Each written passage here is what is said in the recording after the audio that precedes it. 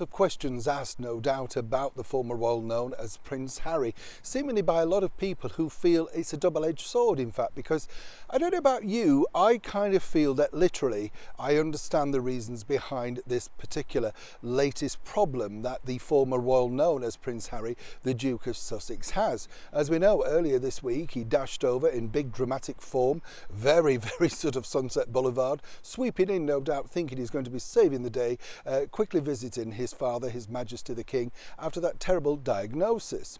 Didn't really work out like that, did it? That was, again, another big problem. But what is interesting about this particular story is simply this. As ever, let me explain. Morning, how are you? Nice to see you today. Thank you so much for your time.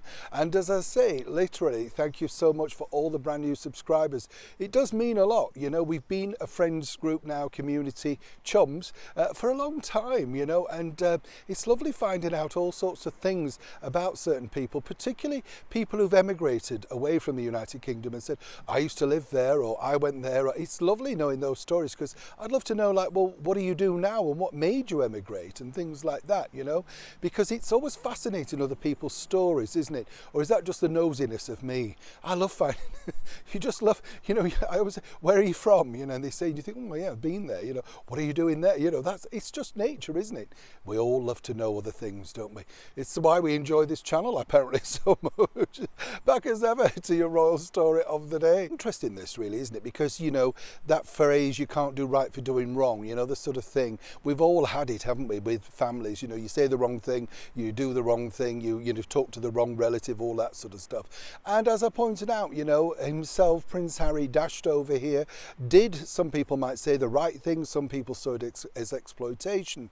But obviously taking to the stage over in Las Vegas for the NFL award, well, a lot of people are saying, well, why didn't he say anything about his father, you know, the platform? As we know, at the Raffles Hotel in Whitehall in London the other evening, alongside the Hollywood actor Tom Cruise, Prince William, His Royal Highness, the Prince of Wales, basically gave thanks, which was enough and exactly the right thing, as ever capturing the right mood. So why didn't Prince Harry decide to speak out? Well, apparently, according to a very well-placed source, Harry basically didn't want to do that for fear of being said that he was leaking information again.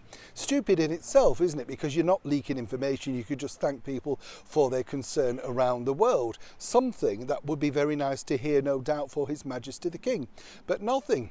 According to a very well-placed source, Prince Harry, though, and as ever we have to say allegedly, would have all of this detail and no doubt the meeting and exactly the fraughtness and why he dashed over. It's all good fodder for the paperback edition of Spare, which is coming via Penguin Random House, which is, of course, part of the 4-book deal that he signed a couple of years ago now for millions of dollars, millions of pounds.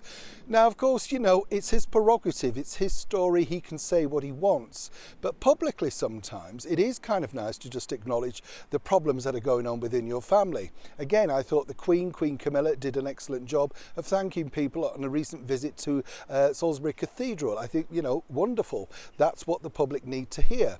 But as ever with Harry, everything's about monetization, allegedly, and the bottom line is, even this visit and the snaps at Heathrow and the drama surrounding that, clearly they see profit in, sometimes some people might say, pain.